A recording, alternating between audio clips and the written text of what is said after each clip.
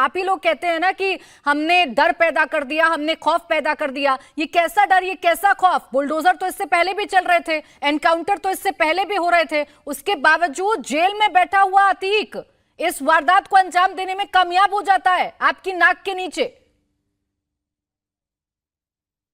देखिए प्राची, मैंने पहले ही कहा कि हम घटना को नजरअंदाज नहीं कर सकते हैं। घटना को हमने गंभीर चुनौती के रूप में स्वीकार किया है और इसीलिए इस घटना के 72 घंटे के भीतर भीतर ही एक आरोपी, एक संदिग्ध का एनकाउंटर में पुलिस ने मार गिराया है। आज योगी आदित्यनाथ सरकार का बुलडोजर वहां दहशत को नेस्तनाबूद करने का काम कर रहा है। मैं पूरे भरोसे के साथ कह रहा हूं, इंडिया टीवी के देख रहे दर्शक इस बात को पूरे विश्वास के साथ जान लें कि उत्तर प्रदेश में अब वो दहशत का जो एक आलम हुआ करता था वो अब नहीं रह सकता है। इस प्रकार की दुस्साहसिक वारदात उन्होंने जरूर करने का प्रयास किया है, लेकिन ऐसी घटनाओं की पुनरावृत्ति न होने पाए इसके लिए हम सुनिश्चित कर रहे हैं। और ऐसे जिनके गिरोह गैंग के जो चिन्हित तमाम माफिया थे जिनको हमने जेल भेजा, फ्रीडम ऐप से सीखकर आपने मछली पालन शुरू किया है? अगर ऐसा है तो आप अपनी मछलियों को 1 करोड़ फ्रीडम ऐप के ग्राहकों को आप बिना किसी खर्चे के उन्हें बेच सकते हैं।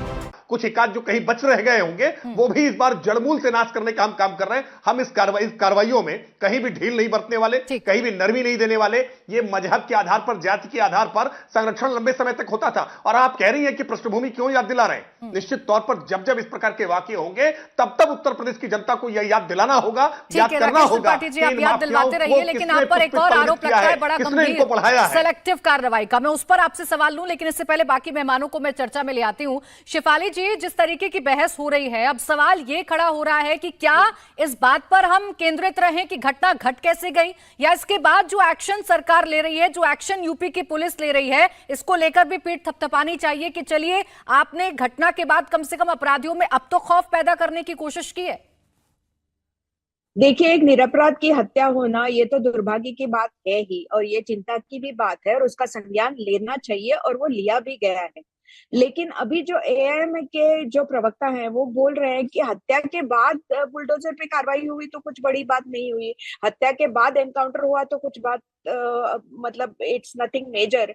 तो मैं उनसे ये पूछना चाहती हूँ कि हत्या से पहले अगर बुलडोजर चलवा लिया होता आतिक अहमद के घर पे, या वो जहाँ किराए पे रहते हैं उस घर पे, तो यही लोग रोना रोते थे कि ये अल्पसंख्यकों पर जुल्म है, यही लोग बोलते थे कि ये ह्यूमन राइट्स की वायलेशन है, तब भी ये बोलते हैं, अभी ये बोलते हैं। तो अब तो पीठ थपथपानी चाहिए ना कि हो रहा है, अपराधियों पे कार्रवाई हो रही है और इतनी जोरों से कार्रवाई हो रही है। और ये बस इस बात की नहीं है, मैं तो विश्लेषक हूँ, मैं तो देखती रहती हूँ क्या हो रहा है। मैं ये देख रही हूँ कि दिसंबर 2022 में पंजाब के बिजनेसमैन जाके योगी आदित्यनाथ जी से मिले थे। फ्रीडम ऐप से सीखकर आपने मछली पालन शुरू किया है? अगर ऐसा है तो आप अपनी मछलियों को 1 करोड़ फ्रीडम ऐप के ग्राहकों को आप बिना किसी खर्चे के उन्हें बेच सकते हैं।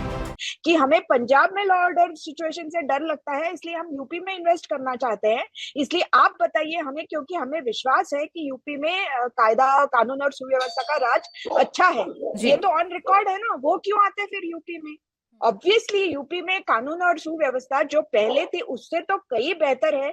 ये तो मैं पुणे में हूँ, पुणे में बैठ के मैं सुन रही हूँ, जहां जहां जिस यूपी के व्यक्ति से मैं मिलती हूँ वो कहते हैं कि हमारी बेटियां, बहू बेटियां अब सुरक्षित हैं। पहले तो लखनऊ जैसे शहर में भी रात को 7 बजे कोई लड़की अकेले बाहर नहीं जा सकती थी, क्योंकि पेरेंट्स को पता नहीं होता था कि लड़की घर पे वापस आएगी कि नहीं। अब एंटी रोमियो स्क्वाड की वजह से इतने सारे जो गवर्नमेंट ने जो सब कानून सुव्यवस्था पे जो स्ट्रेस दिया है, उससे तो यूपी पहले से तो कहीं सेफ है। मेरे पास एनसीआरबी का डेटा है, उससे कहता है, मैं अपना मत नहीं प्रस्तुत कर रही हूँ, मैं तथ्य बोल रही हूँ। आपको चाहिए तो मैं एनसीआरबी का डेटा दे सकती हूँ। इंडिया टीवी हर वक्त हर जगह डाउनलोड करने के लिए सर्च करें India TV news Google play store या ऐप स्टोर पर।